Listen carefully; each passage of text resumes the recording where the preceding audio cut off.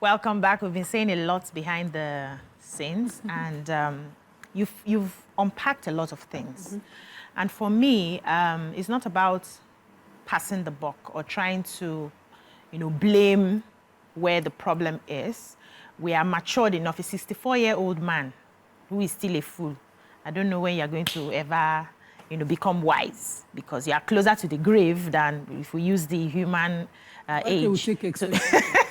No. Calculate. I know, but it's true. Lived but it's true. More years on this earth than I have lived. Sure, true. Even if I live for another 40 years. Yes, it's not enough. Yeah, you're 63. So for you to be 64 and we're still having, this sort of issues with no hope in sight, I would like that you help us break down how we can begin to change our values.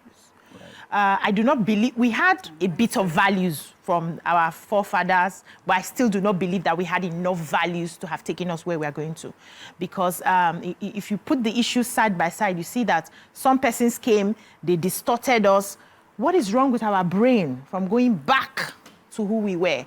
Why can't you say, okay, this enemy has gone, now I have to look out for my brother and my sister? So it's not about blaming the enemy now, it's about you taking responsibility for where you are. So how do you think that we can begin to rebuild? I want you to give us, steps of rebuilding our values to a point where our children can look at us and say, you people have done great for our country. Thank you so much. So, like you said, we had some values before. We had some values. If you ask the older generation, they will describe to you a Nigeria that was safe, a Nigeria where there was trust, a Nigeria where somebody sold wares on the road and they put their wares there and an amount of money to show people how much it cost, and they went away. Yes. People came, took what they wanted to take and put the money down there, right? Yes. I grew up in that Nigeria. Thank you. Right? So what we're saying is that the culture needed to have evolved. That was not enough to create development. Okay. Right? Especially modern day development. So right now, we need to make progress. I would say, first, we need a national vision. We need a national vision. Let's say that. There is this big discussion we've been avoiding. We need to agree on where we're going. The last time I checked, they don't sell tickets to someone that is not going anywhere. That's flight tickets. Okay. Even bus tickets. Even bus ticket. You need to decide where you are going before you can decide the vehicle that will take you there. Yeah. And in my view, government is a vehicle. You decide which one, which kind of vehicle will take you to where you want to go. Like I said, democracy has taken some countries to development. The monarchical system is taking some countries to development. So you decide where you are going. So Nigeria is like a bus that has maybe like 14 people in the bus, and all 14 want to go in different directions, and we've not agreed on where to go. So you just have these loud arguments in the bus. That's what we have right now. If the driver try to go this way, some people will scream. You try to go this way, some people will scream. We need to have that national discussion. And I am proposing national development because there has to be something common, some common interest. We're so diverse. Yeah. There has to be some common interest, that binds us together, that vision should express. And what I know is that hunger has no tribe. Yes. They touch everybody. Touches everybody. Why is it that our young people want to go to developed economies? Because the quality of life matters. More importantly, you want to fulfill your potential as a human. You need the environment. Somebody said that when you describe leadership, it's like an aquarium. There is this species of the shark. However long it stays in the aquarium, the longest it grows to be is 6 inches. And however long it may have stayed in that aquarium, when you take it and throw it in the ocean, it grows to full size. That environment is what we don't have. And we're not going to have it until we agree to develop. What I found is there's no part of Nigeria, there's no tribe that does not desire development. There's no religion that does not desire development. In fact, I'm puzzled. We're so religious. The places where those religions came from are developed. What's our problem? I've been to Dubai, right? And I've seen how developed the place is. They practice Islam there. I've been to the US, I've been to other countries where basically their history is Christian. They're developed. So there's something wrong. It's not the religions. Religion has the power to shape culture. But culture is also so powerful, it can shape religion. Yes, we know that. Our own. Let's take that in for a minute. We have a caller, Finadom from Mowe. Oh, sorry for keeping you. Please continue. Yes. Culture has a way of Shaping religion. Yes, it's so powerful. So, and if you're going to change culture, the number one instrument is that vision. That ultimate end picture. National vision. Yes, we've got to have a national vision where we see a Nigeria that is as developed as other parts of the world. We take our cities, we create new pictures about them, our infrastructure. There's no reason why we shouldn't have roads in some places that have 4 lanes on each side, that have exits where you have rest areas and all that. Why should you be pressed on the road to Ibadan and have to run into the bush? Doctor, you know what pains me about all these people? You have to run into the bush. Is they all go. There is no time that I go abroad that I don't weep for my people.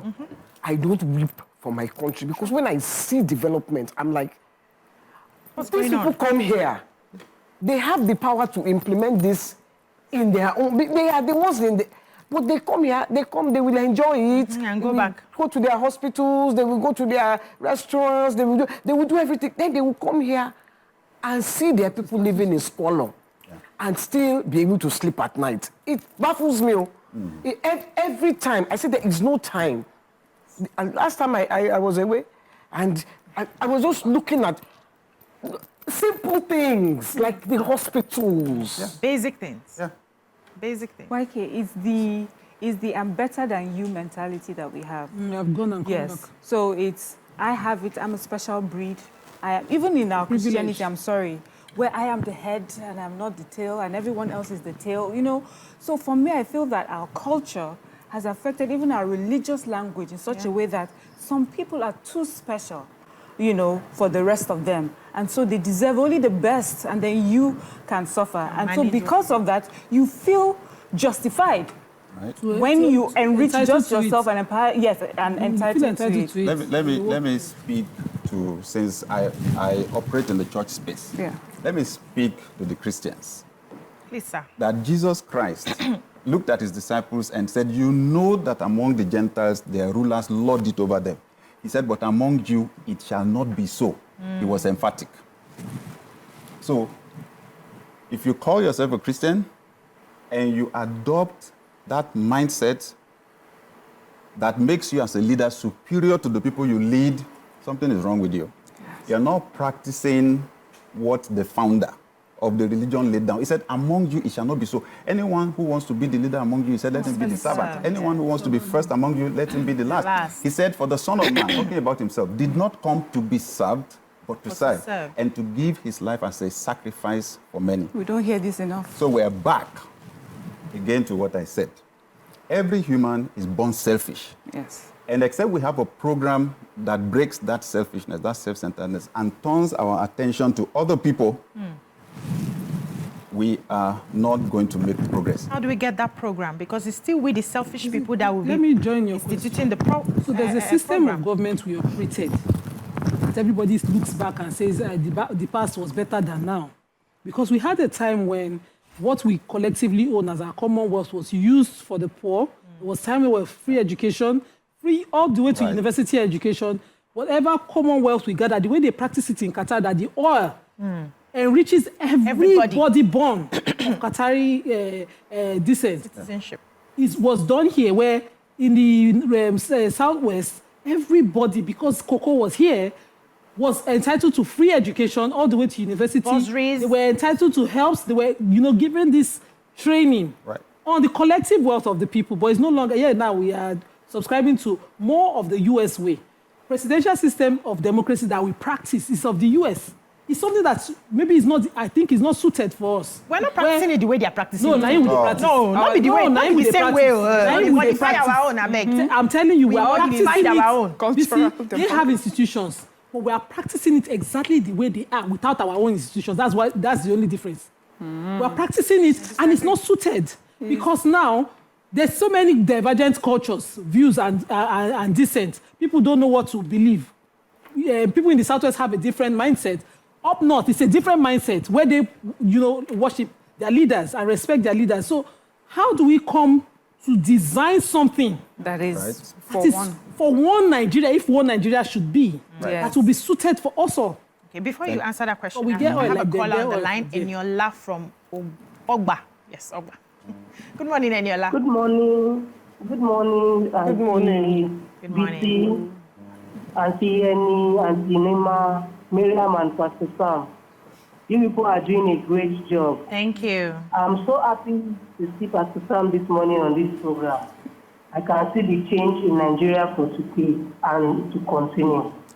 Well, my contribution is just that, as you mentioned, that in the church, the first place that the change will be is from the church.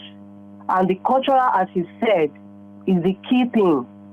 We have a lot of different denominations, different churches, different ideologies. I think God has really smiled on us. This year, Independence Day has taken a new turn. I strongly believe, and I'm a first caller to the program. Thank you so much. God bless you. Thank you, Eniola, for that. So you're going to respond to the question Nima asked. Right. So, one vision. Yeah. So you made a very good point. Again, the diversity. We're different. You move around the country, so much diversity. But the diversity cannot be our excuse. It's actually an opportunity. It's just that there must be that overarching vision where everyone has to see themselves and their aspirations, the possibility of their aspirations being fulfilled. We need that big vision. And like Nima said, it has to be a creative thing. Each country is different. Each group of people is different. We have things that have the potential to tear this country apart. Where there is no vision, people perish. Yeah. We need to be honest about where things are going. The younger generation is not going to tolerate this suffering for long because they have access to tools, the internet, the phones, that have changed the dynamic of power. Those tools come from those systems that value the freedom and the power of the individual. That's what made it possible for people to even invent them. So those tools actually democratize power. So what we could not do before, right? Criticize an elder to his face in our culture. They can stay in their room and throw the thing out. And there's nothing you can do. That's why we're having the evolution of a VDM and the rest of them now. It's going to get worse. And I want to say, therefore, that, okay, we agree. There was this point, right, about how things changed. Military rule did not help. I must say that. Because they did not need permission from anyone. They did not need the cooperation of anybody. It actually could have been an opportunity. Again, like I'm saying about the Middle East, they don't have any National Assembly to pass any law. They do what they want to do. When the military came and they had the opportunity of making those decrees, and that was the law. If we had leaders that had conscience, that had been free, delivered from self-centeredness, from selfishness, it would have been our opportunity to move forward with speed. They were trained. They went to military schools abroad.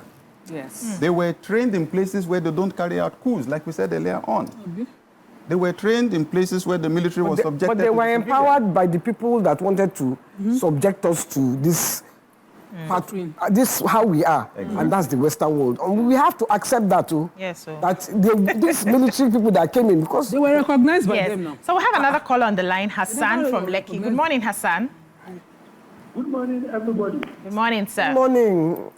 Yeah, please, I'm really interested in this topic, and I really appreciate the perception took by your special guest of honor, the pastor. Look, what we are seeing today in Nigeria is a paucity of leadership. You see, Pastor mentioned a friend of his that was in government and out of government that said his hands were tied. Nobody's hands was tied. It was the selfish interest in us that made our hands to be tied. Under present situation, we have some few governors that are performing. Why can't we extend the same thing to them? It's a way of trying to get away from failure. You can do it. Julius Nyerere has said it all about leadership in Africa. That Africa can develop if we can overcome greed for power, greed for money, greed for property, greed for vainglory, greed for anything Western.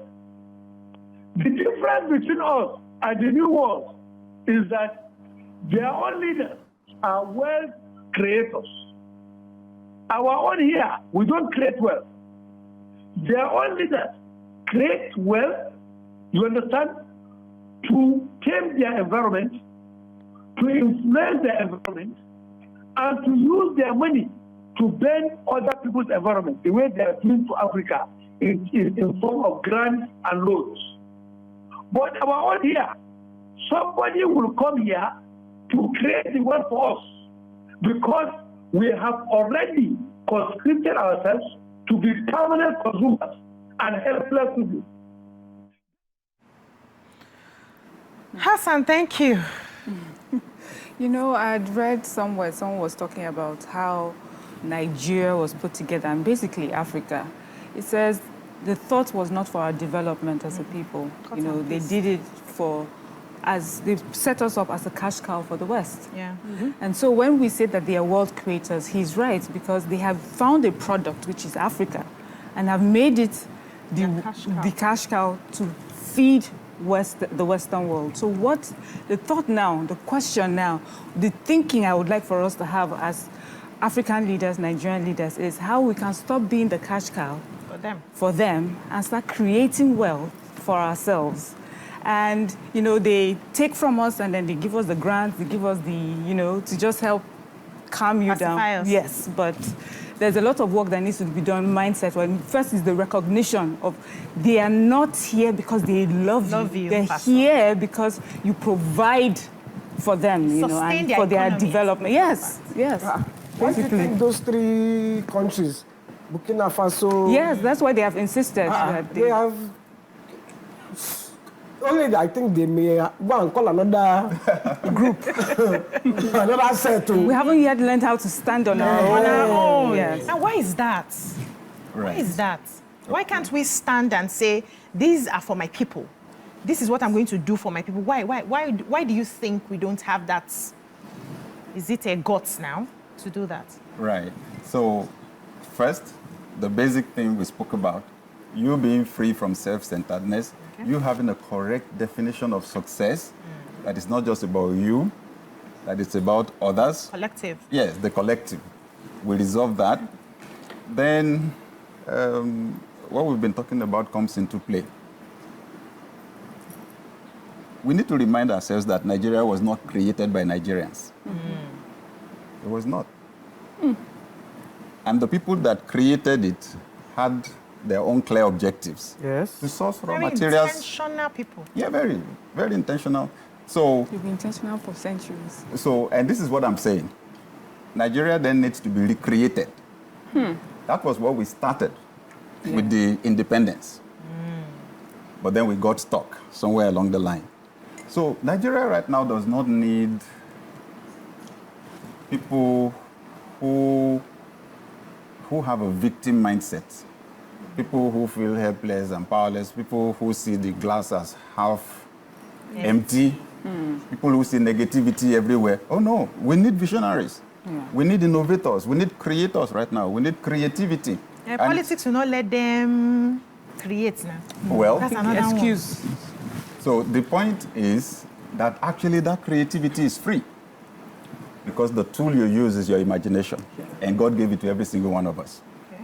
Yes, there are things, there is trauma that you experience that actually hampers your capacity to think and to dream, but you can overcome them because your imagination is your opportunity to overcome your limitation. That's why vision is so powerful for a leader. When you communicate that vision that you are seeing, that future that you are seeing, you take people over barriers in their minds. They see themselves in that vision. Who doesn't want their lives to improve? That's why they come with you. They're inspired. They come with you to achieve or fulfill the vision. So that's the starting point, that we need that vision. The second thing is we need the people who will create that vision. We can't just say that the difference, the basic difference between us and developed economies is infrastructure. No, it's in the quality of the people. There is investment that they make into the thinking of their people, of their citizens from kindergarten. You have the vision, then you design the education to produce the people that will build the vision. Right? So our selfish elite know what they're doing when they don't allow the schools to thrive. You cannot allow a child to go to get education in a room that is run down, where the roof is leaking. When it's raining, they have to run to one side of the room. There are potholes on the floor of the... Oh, no. What goes into a mind comes out in the life in the future. Go to Ijoland that is producing the oil. Right. Go to their schools, you will cry. So it's deliberate. You will cry. Then those oil companies will just come and build one ramshackle school for you. The kind of school they won't build in their own country. I'll be so grateful. And then we will not start praising. You will praise them on your rights. Right? So you see those foundational building blocks. Wow. We have to shift mindsets. Right? So you have the formal education, it needs to change. Gratefully, there's also technology that we can leverage because doing brick and mortar, it will take time and resources to build the schools. We can leverage technology, but then there's informal education. Our people watch TV. Our people listen to the radio. Center stage, right? Everywhere in the world. And then there's the internet. So we can jump those loops to shift the mindsets of our people. What I would say generally, again, is this. As we're having this discussion, our thoughts will be going to the people in government, But I want to awaken our minds to the sectors that shape people's mindsets. So government is there, but then the schools are there. It's interesting that the first 50 years of education in Nigeria, it was not government, it was the missionary societies. Yes. And education at that time was different. Thank you. So I'm back to the religious organizations, that there's a lot that we can do. Yes, we can't just be gathering people every week. First, that opportunity that we have, that brings me to religion itself, because religion shapes people's thinking.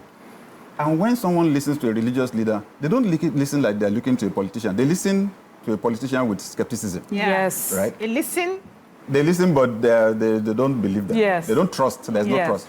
But when they listen to a religious leader, they absorb everything because they see the person as the representative of God. Yes. I'm pleading. So the politician has befriended all the religious leaders. You don't see interest. Please. We don't have time. Let's We're going soon. Let him round up. So you were saying that you're charging the religious leaders. I'm pleading with the religious leaders. Let's not waste this opportunity that we have to shape people's thinking and especially to inculcate values. Love your neighbor as yourself. Sacrifice. That's what the founders of our religions taught us. Let's break free from self-centeredness. But then you have the other areas too that shape culture. When you have religious leaders who, when they want to celebrate their birthday, whether they are 50 or they are 60 or they are 40, they will buy Rolls Royce to celebrate. Why? Meanwhile, That's not all their congregation are coming with leg. Why? No. If I don't say it, I'll be a hypocrite. Yes. I get your point. So we should say something too about the people. Because I'll tell you as a religious leader, our people will not respect you until you flaunt wealth. Exactly. True. But So you who do still we can- blame? you- but It's you the can- values. You can still dissent. It's a value. You see, this It's value value we need of to change. hailing money, Exactly. no matter how you get that money, is the problem. Hey, But then as leaders, we need to begin to This is shift not the let us talk thinking. about Shift how it. you Let can people start individually as a appreciating you family. for what Okay. you have up here. can One we question. calm down? No How question. can we We're going. individually as families start Yes. from our homes? Families. Raise our Okay. kids? That's the final one. We have to go. Are you answering her? Oh, well, As absolutely families? yes. Yeah. If you ask me, I'll tell you the family is the most powerful leadership institution in the world. Okay. Absolutely. So we cannot give poverty as excuse for raising criminals. Oh, Hey, Chukwaju. so have you been listening to me? Chukwaju. Some of us chose to be right because of the sacrifices that we saw from our parents. Yeah. Exactly. My dad did not steal any government money, right? He was not swimming in wealth. So, and I'm glad. I find it difficult also to lie to make money, that kind of a thing. So it starts from I would say, yeah, the government one is there, but everybody in government came from a family. We I the think people. as parents, we have a unique opportunity to model. That's what leaders do all over the world. Model the model. behavior and mindsets that you want to see in those people. Thank you so much, Dr. Sam. You deserve a round of applause. Thank you for honoring our invitation today, and thank you for sharing with us. So, my note is full. I'm taking this piece of paper home. I'm going to staple it somewhere that I see it. We need a national vision. It's one of the things you touched on, a common interest that unites everyone. We need to be free from self-centeredness. That has to change as part of our values. We need to recreate Nigeria, the Nigeria of our dreams and our goals. The quality of the people also needs to change. So we need to pay attention to what we take in, what we accept or to assimilate. And we need to redesign our educational system so that it can work for us, so that our children will understand. That our leaders too have to have dreams and visions there. Yeah, right, I'm there. Thank you so much, Dr. Sam. Let me add Pastor. Thank Sam, you. for being on the show today. God bless you so much. And I hope we've learned one or two things, one or two or three or four things, yes, 10. from the conversation that we've had so far with Dr. SamAdeyemi. I wish Nigerians happy Independence Day, as we hope, and pray that our country will move forward. And that's all we can take, ladies. Thank you so much for being only beautiful hoping and today. praying, You all look It's amazing. not only hoping and praying, it's action. Action. Working Yes, as we're going to well. take action. That's all we can take on the show today. We'll see you again tomorrow. Have a lovely day. Bye-bye now.